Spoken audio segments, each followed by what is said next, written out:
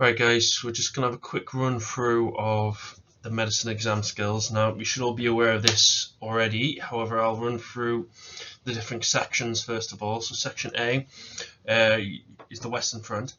You have a 4-mark feature, you have your source analysis, and you have that follow-up.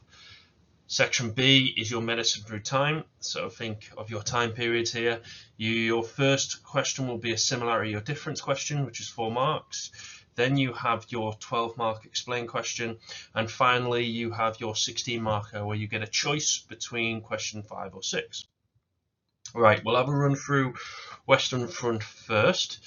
Again, as I've said before, you don't need loads of own knowledge here, but you do need to be aware of every little aspect that we look at in the Western Front. I'll kind of explain that as we go, how we can access these kind of questions. Right, the first one will be a feature question. Now, this is changing for your GCSEs, but for your mock, it will still look like this. You know, the changes will be one feature of a particular question marked out of 2, then another feature based on a different focus. But for your mock, it will be 2 features of a particular problem. And in here, you have described 2 features of the problems involved in transporting wounded soldiers away from the battleground. So you need to be thinking about problems of the battleground, the risks of transportation, and also modes of transportation. So again, always good tactic just to highlight the key focuses. So first example, one feature of the problems involved in transporting wounded soldiers was the terrain, right? An easy one. The terrain's going to be rugged, it's going to be mashed up due to the shell fire. And then that's what you can add in your detail. So this was when shell fire would churn up the soil, making it difficult to carry the wounded. Okay, 2 marks. 1 mark for the problem identified, and the 2nd mark for explaining that detail.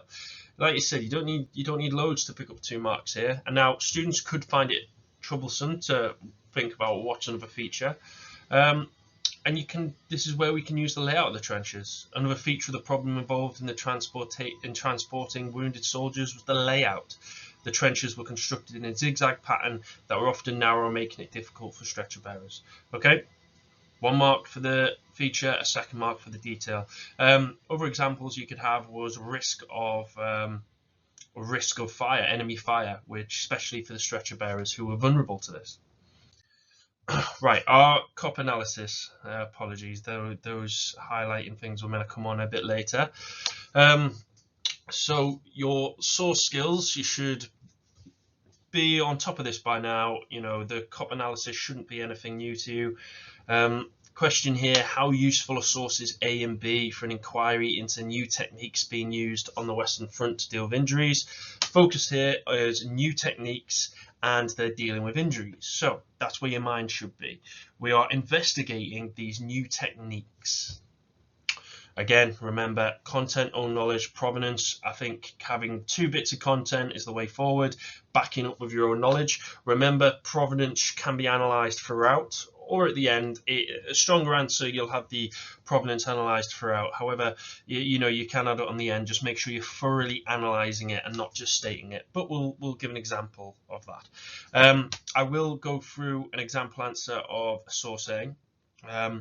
But let's first have a look at how we'd annotate these. So source A from the Diary of a Surgeon on Western Front, 29th of April 1915. Pioneer in new techniques. For Pioneer is a leading person in that regard. New techniques of dealing with head injuries. Here he is describing an early attempt at brain surgery with the use of magnetized nail to remove metal fragments. Now straight away that should be flashing kind of your own knowledge there in terms of Harvey Cushing. So what does this say? Several unsuccessful trials this morning to extract a shell fragment from a soldier's brain. Finally, we decided to try using a large magnet as a nail. Now, again, key things to pick out. A shell fragment being extracted from a soldier's brain would definitely be a piece of content I would be looking to expand on, showing this is a very new technique. Also, the fact that there's a crowd in the X-ray room and corridor watched as we inserted the nail into the brain. The necessity of a crowd means people obviously excited about these new techniques, people wanting these new techniques. You also much emotion for everyone. If there's much emotion, you need to be thinking new techniques may not have always worked and may have failed quite a lot. So there's a lot riding on the success of this particular new technique introduced. The second one, from account of Gwynedd Lloyd, written in 1915. Lloyd, a civilian volunteer working at the General Hospital Western Front and had experience in treating injuries. Here she is describing the use of new liquid solution to treat infected wounds. Now, there should be two bits in that provenance which you should be able to bring your own knowledge into.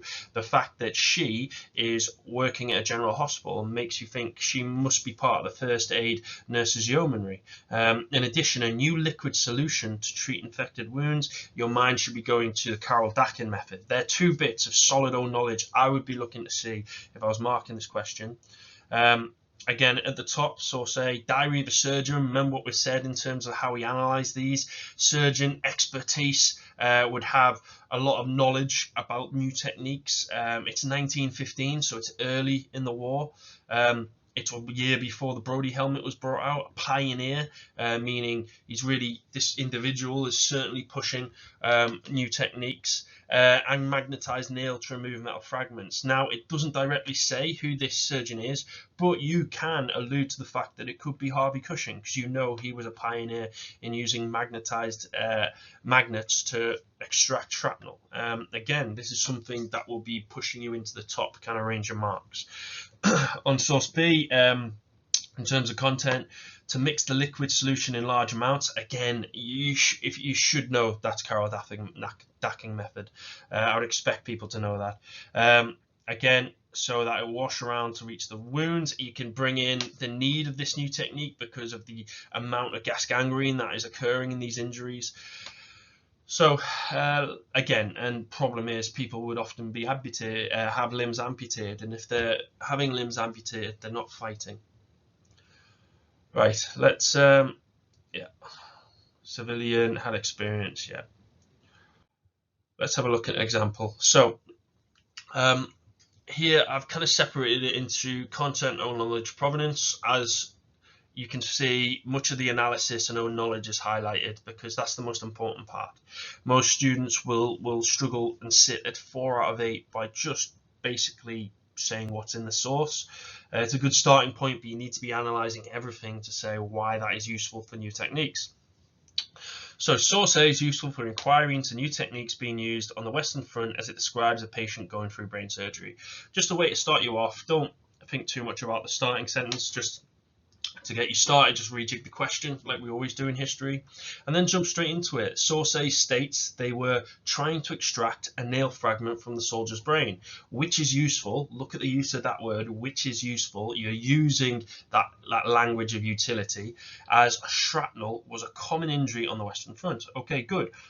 Shows own knowledge, shows the market that you're aware that shell fire and the shrapnel is a big problem. The source may be referring to new techniques developed by Harvey Cushing. Again, makes the marker aware that Harvey Cushing is big in this kind of this kind of technology, these new techniques, who use magnets to extract metals. Good. I'll be ticking that for own knowledge. This is supported by the sentence. See how we're using content with our overall analysis. It doesn't have to be completely separate. We decided to try using a large wire nail as a magnet. Okay, so backing up what your analysis of Harvey Cushing is.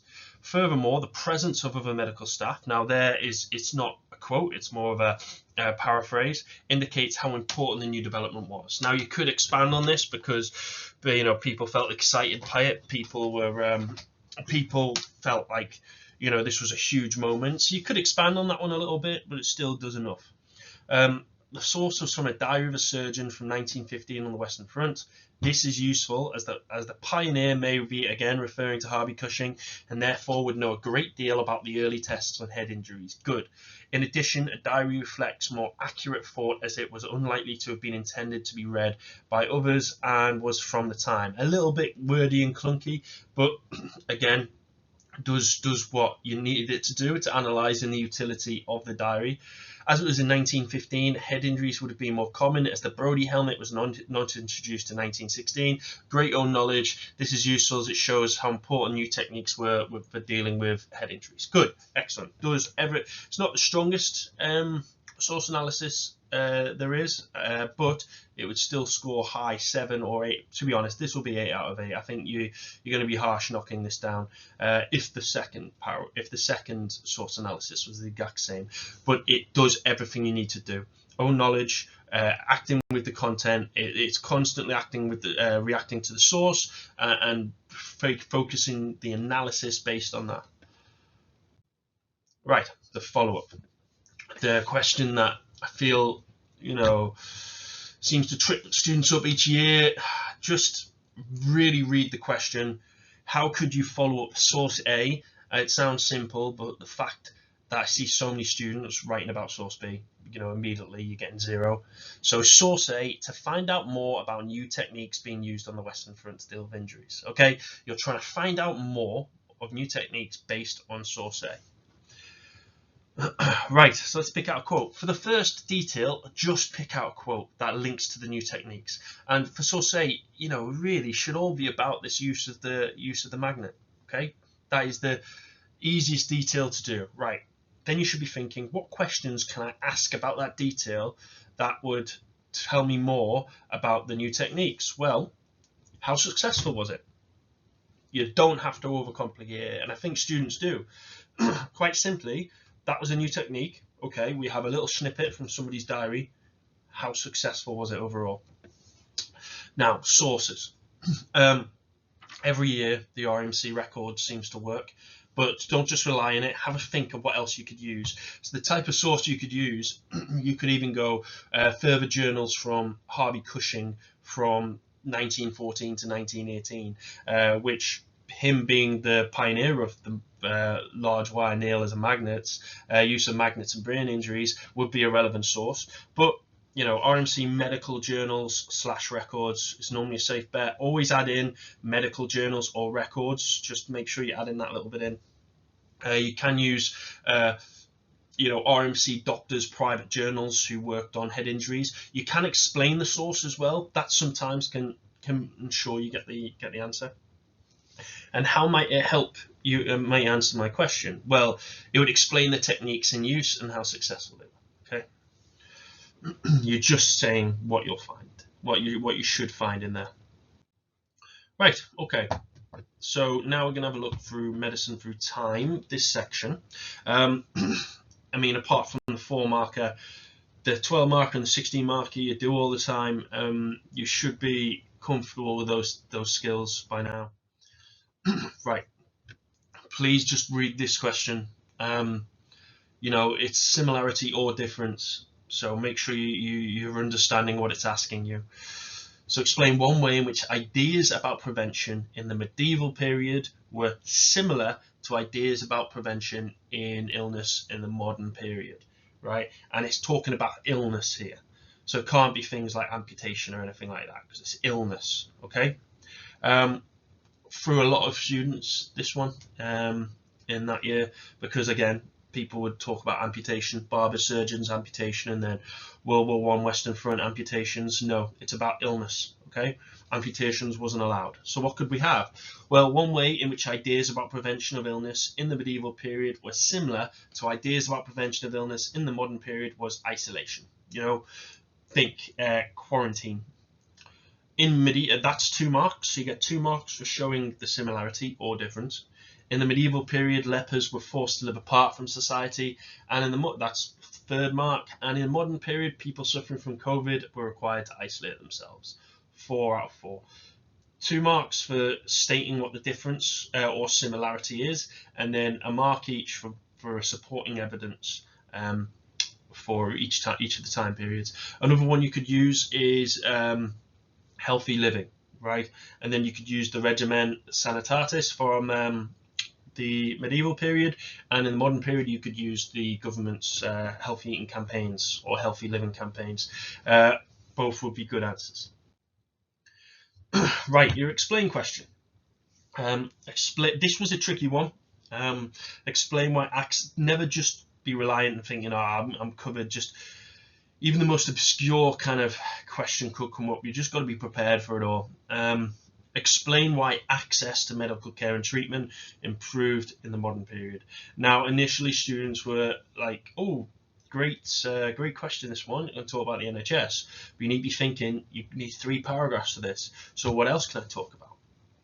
And now, possible paragraphs: access for ordinary people, so free healthcare would be an obvious one. But the GPs, now it gives you that, GPs, general practitioners, but they're now able to refer patients to receive specialist treatment. So you can use this as to jump off in terms of like special departments within hospitals. Don't be thinking, oh, well, I've used the NHS, I can't talk about hospitals. The NHS is huge. You can do 3 aspects of the NHS if you really wanted to. Specialist treatments, free healthcare, new technology that regular people have access to. Improvements in training. You know, you need a degree, high level degree to become a doctor or a nurse and specialize in that particular role. And again, specialist hospitals in particular based around that potential problem. So again, the structure you should be on board with explain questions. Tricky one with that would maybe be your 3 points, but again, just take a breath, break it down, and think, right, what can I talk about in 3 paragraphs? You can talk about any of the 4 I mentioned, or you can break up the NHS. And dental care as well. Things like dental care, things like caring homes, etc. Right. Okay. Now I've got an example of a 16 marker, but I'm just going to break down this one for you, and then we're going to do another one because I want to focus a little bit on the judgment. So here you have a question. The work of Thomas Sydenham was the turning point in medicine in the years 1500 to 1700. So straight away, you should be just underlining that key date and thinking this is the Renaissance, and making sure you don't go out of period, which is what loses you the most marks. Now, there was a mistake in this one. As you can see, it says 1676 for Sydenham's Observations Medicae, the book, which is actually 1576. His book on observation. They kind of give you that. I was a little bit annoyed they gave students that, because some students have really good knowledge on Sydenham's book, and don't take that away from them, because I feel like the problem is the stimulus points, which I don't think you're getting in the new GCSEs, which I think is a good thing. They can take away potential marks from students. So if a student put in Sydenham's Observation Medicae, they don't get credit as own knowledge, when it is good own knowledge. So I don't think they should have given students that.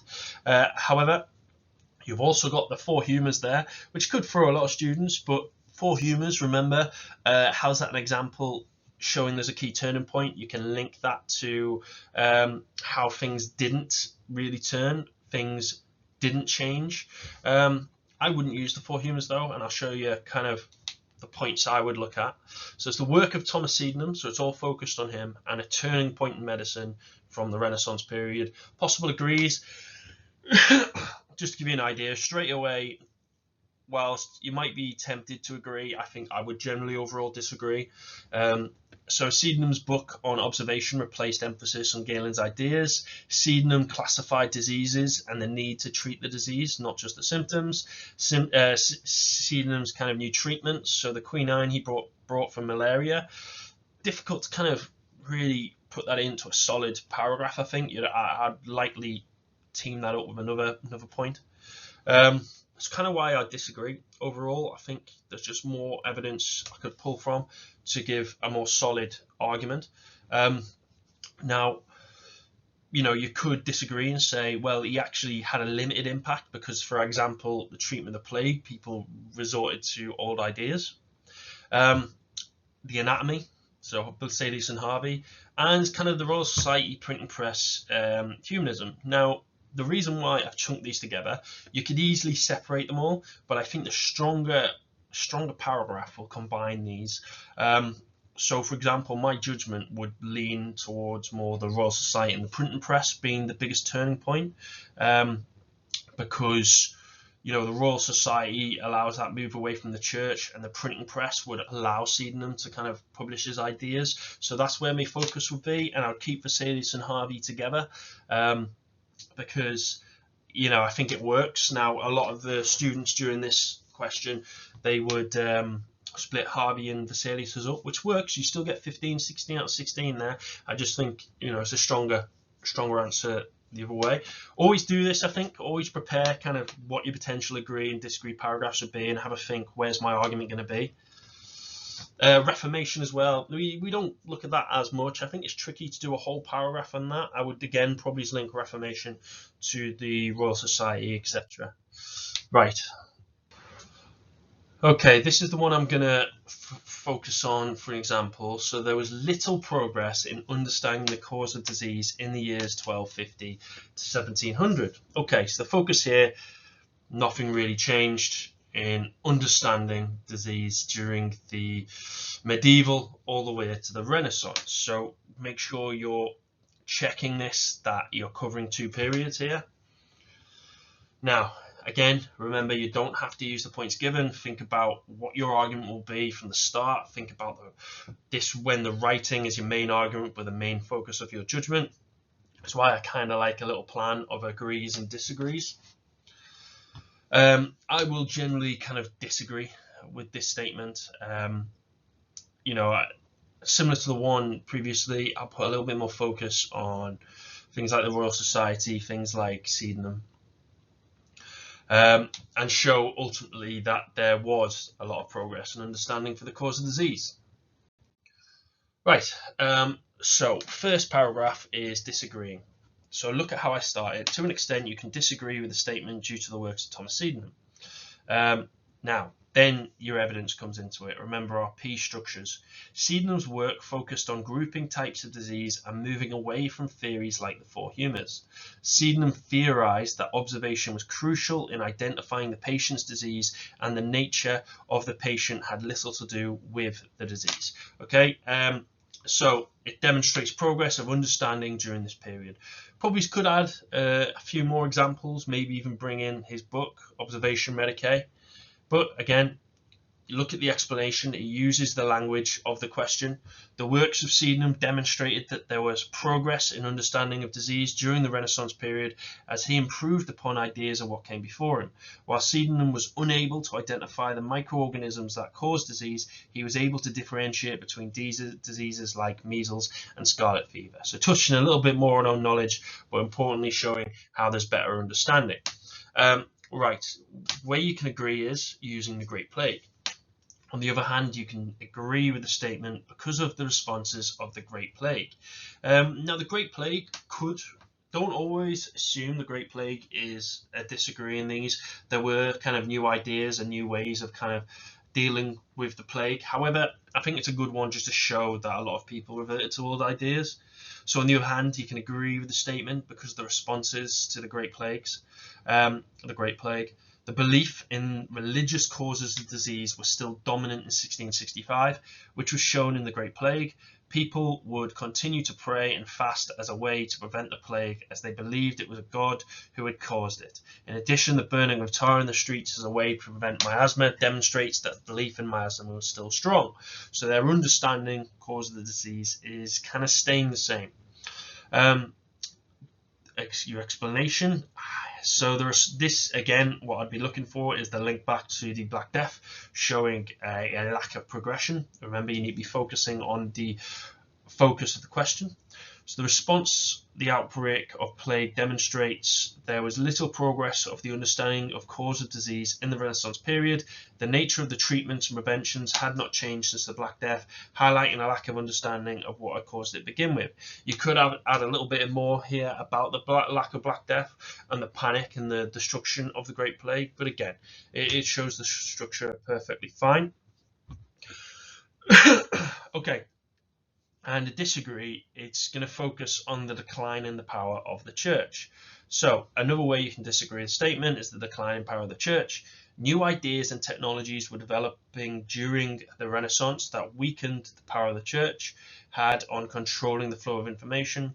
The rise of humanism, an idea characterized by love of learning and that people should discover the truth around them, led to the breaking of all traditions and broke with the idea that God explained everything.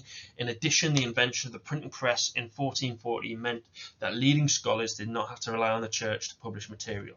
Okay, good old knowledge and your explanation. The breaking of the church's power on medical and scientific understanding shows progress in understanding the cause of disease. Before this period, the church hindered any progress and research, but these new ideas meant that understanding the cause of disease could be explored through medical training and scholarly debate. Okay, pretty strong explanation there, a much stronger paragraph than the previous two. I think a good paragraph would have been as well on the Royal Society. The explanation of these new ideas, they help the progression, the understanding of the cause of the disease, demonstrating how the church had hindered progress. It's ticking all the right notes here. It's really showing how, the changing understanding because of the decline of the church is really important. Okay, now the judgment. So when you're writing the judgment, check back through the 3 paragraphs and write your own judgment. Make a reference to each argument in each paragraph, but make sure the reason why the essay disagrees with the statement. So put your emphasis on that. Think about why the disagree paragraphs are stronger than the agree paragraphs. So straight away, I'll be thinking, why would the decline of the church be more important than going back to old ideas in the Great Plague? Your argument needs to be clear. You need to balance the judgment, but be conclusive, come to a firm judgment, reference what you have previously argued, and demonstrate how your argument is stronger than the opposition argument. That's the keys to a good, solid judgment. So here's an example. There are reasons to argue that there was little progress in understanding the cause of disease in the Renaissance period, but there is strong evidence to suggest that overall there was progress during this period. So, argument made in the opening statement. Problem is, a lot of people will just stop there. You need to develop this further. So, the Great Plague, so this is making a note of the agree paragraph. The Great Plague of 1665 did demonstrate how little progress had been made since the Black Death, as people reverted back to old ideas in an attempt to deal with it. Now, put your argument together. This is the key part. However, new ideas such as humanism and technologies meant that individuals could now research and promote theories on understanding the cause of disease. By limiting the authority of the church, the printing press enabled scientists to further their work and challenge previous ideas that cause disease, like the 4 humours. This was crucial for figures like Thomas Sydenham, who made significant progress in challenging old traditional ideas and promoting new ways to understand the cause of disease. So linking in your paragraphs there.